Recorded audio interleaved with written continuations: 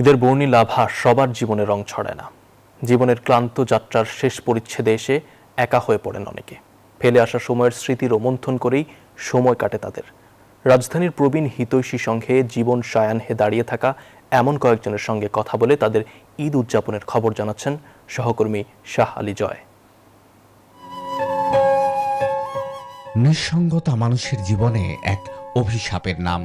আর শেষ জীবনের নিঃসঙ্গতা যে কতটা যন্ত্রণার তা টের পান বৃদ্ধাশ্রমে থাকা মানুষরা।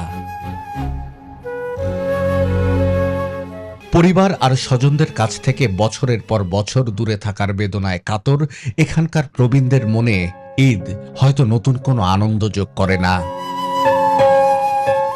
এমন একজনের সঙ্গে কথা হয় প্রবীণ হিতৈষী সংঘে, যিনি স্বামী হারিয়েছেন অনেক দিন আগে।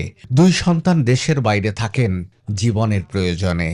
ভদ্রতা খাতিরে ফোন দিছে, আজকে তো ওদের ঈদ না, কালকে ঈদ হয়ে গেছে।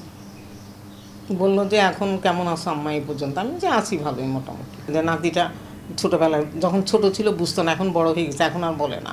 আমি এখন দিকে বড় হয়ে গেছে, এখন আর সে কিছু বলে না আমার দিকে। এবার যে আসছে কিছু বলে না, এখন সে তো 11:30, সে আর দিকে কিছু বলে না। বৃদ্ধ বয়সে একা থাকা কেউই উপভোগ করেন না, তারপরও বাধ্য হয়ে থাকতে হয় অনেককেই। আমাদের নিজের কাজ তো কিছু করতে হয়। আমাদের এই বয়সে কাজ করাটা ভীষণ কঠিন। যেখানে লাগবে 5 মিনিট সেখানে লাগে হয়তো 50 মিনিট।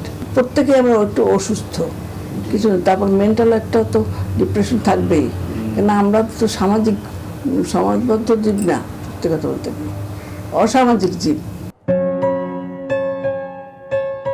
সন্তান একবেলা না খেয়ে থাকলে কোনো মাই হয়তো অশ্রু আটকে রাখতে পারতেন না, কিন্তু এখানে অনেক মায়েরাই থাকেন যারা কেমন আছেন তা খোঁজ নেওয়ার সময় হয় না সন্তানদের। শাহ আলী জয়, নিউজ 24, ঢাকা।